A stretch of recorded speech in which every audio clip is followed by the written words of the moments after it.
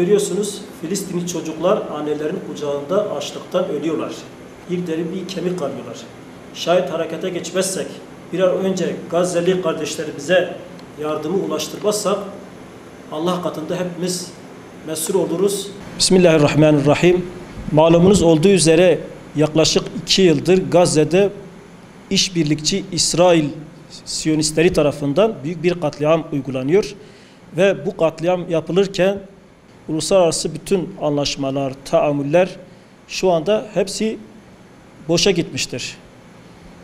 Ve böyle bir durumda maalesef şu anda Müslüman kardeşlerimiz büyük bir açlıkla karşı karşıyadırlar. Şimdiye kadar hep havadan, karadan ve denizden saldırılarla Müslüman kardeşlerimiz yok ediliyordu. Şimdi bunlara açlık da eklendi. Yaklaşık 150 kişi şimdiye kadar açlıktan şehit olmuştur.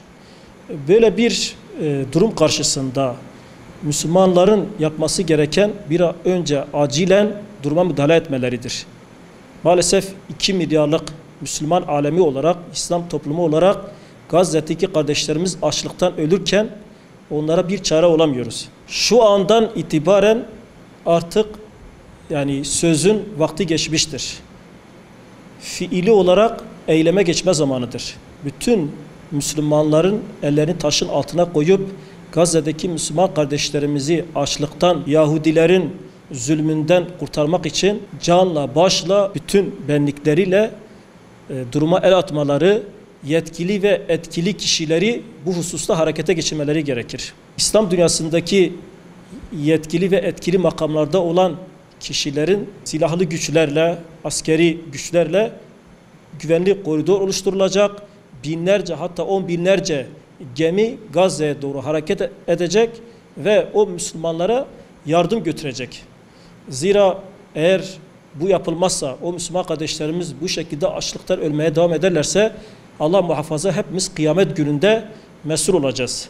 Ve kimse kendisini kurtaramaz Allah'ın gazabından. Şu anda 2 milyarlık Müslüman alemi imtihan süzgecinden geçmektedir. Yarın öbür gün Allah'ın huzurunda suçlu olmamak için, Ebu Ubeyde'nin tabiriyle Gazze'nin hasımlarından olmamak için hepimizin üzerine düşen görevi yerine getirmesi gerekir. Toplumda Gazze ile ilgili büyük bir duyarlılık ve bilinç oluşturmamız lazım. Elimizden gelen maddi manevi yardımlar ne varsa bunu ulaştırmak için çaba harcamamız lazım. Yollar bulmamız gerekir. Biz şuna inanıyoruz ki Allahu Teala isteseydi Yahudileri bir anda helak edebilirdi. Ama Allahu Teala bizim elimizle onların helak olmasını istiyor ve bizi imtihan ediyor.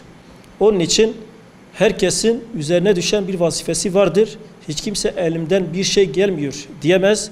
En azından senin elinden maddi olarak onlara yardım ulaştırma gelebiliyor. En azından sosyal medyada, dışarıda, çevrede duyarlılık oluşturmak için Gazze, Filistin, Mescid-i Aksa bilinci oluşturmak için çabalaman gerekiyor. Biliyoruz ki bir bölgede bir yerde eğer insanlar açlıktan ölüyorsa, eğer insanlar açsa ve diğer Müslüman kardeşleri onların yardımına koşmuyorsa onlar da bundan mesuldürler.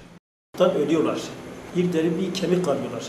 Şayet harekete geçmezsek, bir an önce Gazze'li kardeşlerimize yardımı ulaştırmazsak Allah katında hepimiz mesul oluruz.